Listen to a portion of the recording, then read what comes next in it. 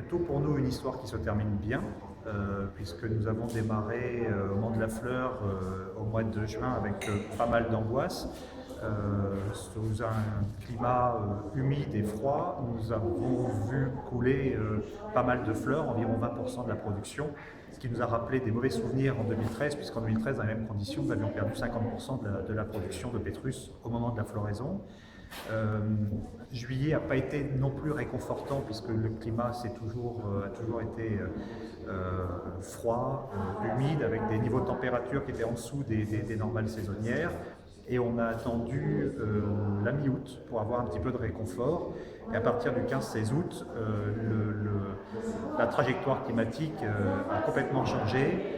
D'ailleurs, à ce moment-là, la vigne a stoppé sa croissance et s'est concentrée uniquement sur la maturité du raisin, a produit tous les efforts pour le raisin et pour sa maturité, ce qui nous a permis de ramasser entre fin septembre et début octobre, exactement entre le 23 septembre et le 4 octobre, des raisins d'une maturité qui n'était pas du tout attendue en début d'été. C'est un vin qui a un niveau d'alcool assez élevé, puisque nous avons 14,5 degrés, qui ne se ressentent absolument pas parce que tout ça est parfaitement fondu.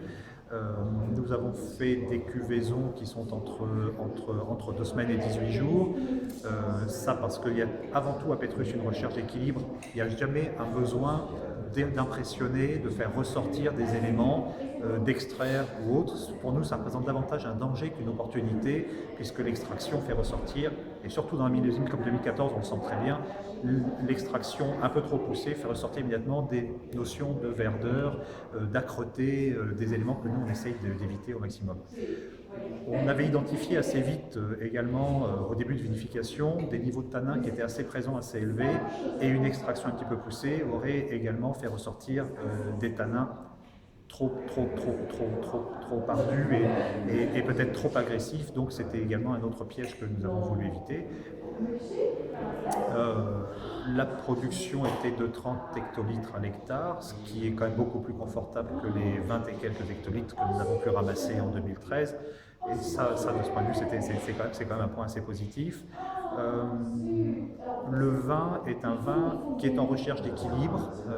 On est assez satisfait du résultat, je dois dire, puisque un vin qui d'abord et d'une belle générosité, donne du plaisir. On a une attaque assez florale, assez fraîche, qui est agréable, sur des arômes de violette, qui sont vraiment très agréables.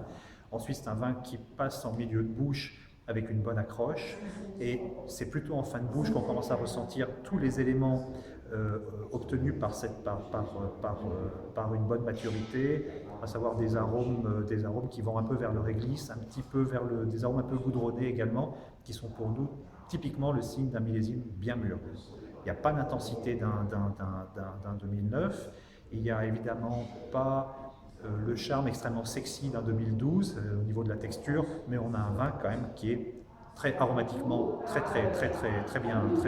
bien abouti, et qui apporte en toute fin de bouche une grande longueur et toute la structure qui vient supporter la dégustation. Donc voilà, c'est un vin vraiment de plaisir. Pétrus est avant tout un vin de plaisir, c'est jamais un vin de démonstration, c'est un vin à boire plutôt qu'à déguster, donc de ce point de vue-là, je pense que les objectifs sont atteints.